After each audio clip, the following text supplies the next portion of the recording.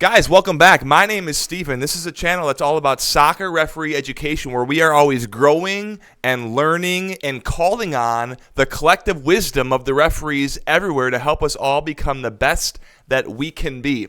In these video clips, these are examples of a referee managing situations. Probably the most difficult part of the game is how do you manage people and manage them well, particularly when situations are heated or when they're tense or when games are close, when there's a lot on the line, maybe it's a rivalry, whatever.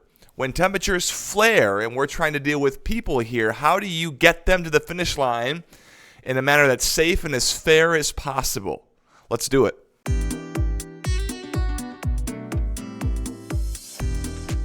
All right, folks, welcome back. Before we get into these couple clips that I want to show you, I want to tell you a quick story. I was doing a game a couple weeks ago. I was on the line for this a youth competitive game, a very high level of competition, and I'm watching this younger referee in the middle, and they did a great job.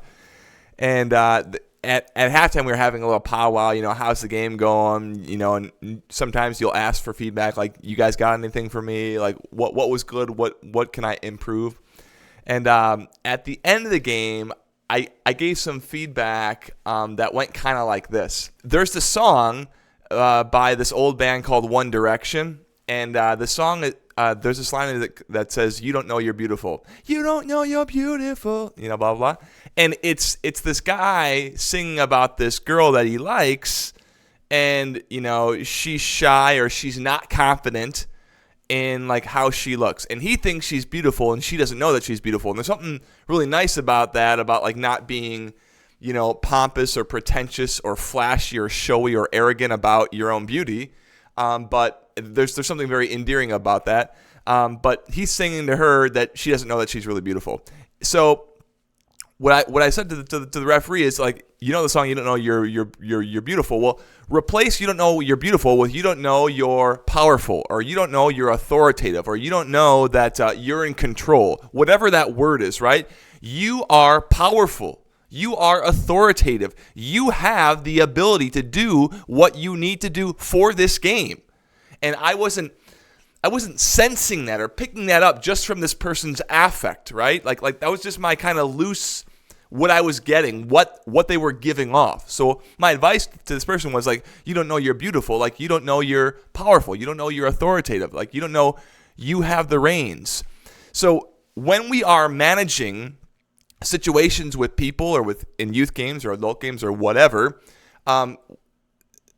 before we decide to deal with the situation, something normally happens. Like, the game's going along and everything's fine, and then something happens that kind of makes us feel kind of funny or kind of upsets us a little bit or makes us off kilter or gets our attention or it's like something happens that we're kind of like not really okay with.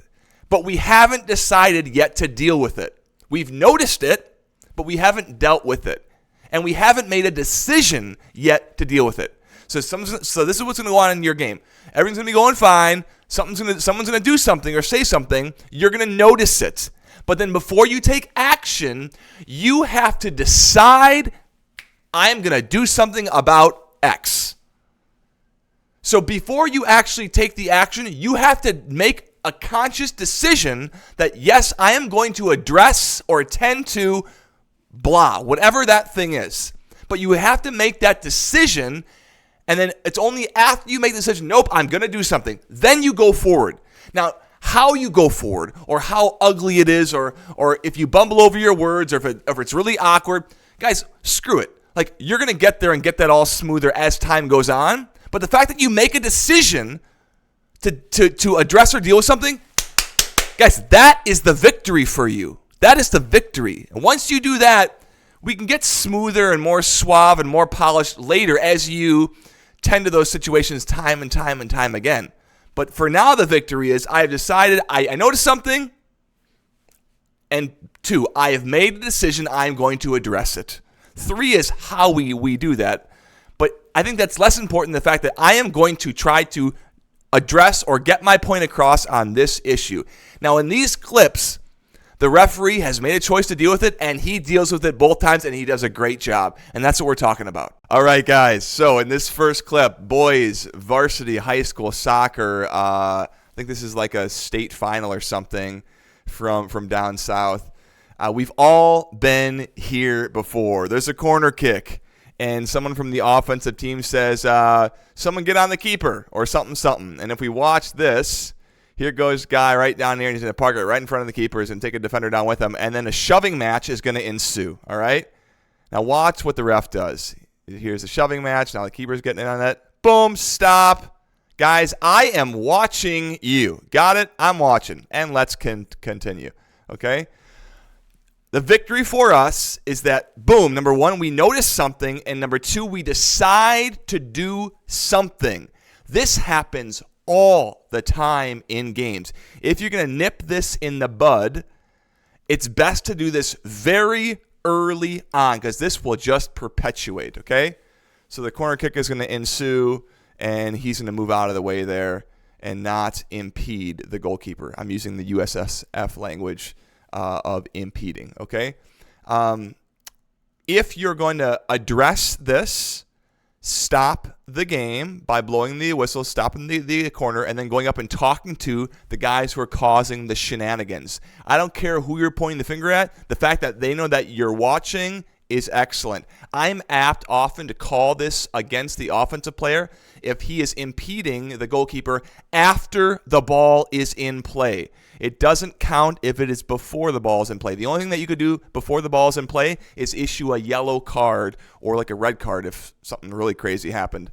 But by and large, you try to manage this with your mouth before the ball's in play and let them know that you're watching or what you want. Or if you got to call it quick, once the ball's in the air, you could call it quick and then it's an IFK coming out. And then normally that really dampens down that behavior for the rest of the match. In this second clip, again, boys high school varsity soccer final, we have a push against white committed by red, and the referee immediately calls the foul, but then he notices the body language of white. White is frustrated by like this seemingly blatant foul right from the back, a push in the back, okay?